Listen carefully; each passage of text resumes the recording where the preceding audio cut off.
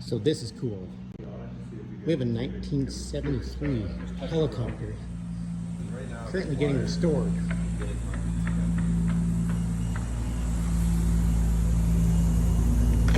It has all custom interior.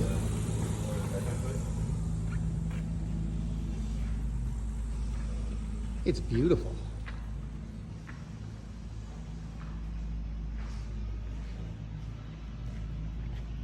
I love all the cool stuff I get to see.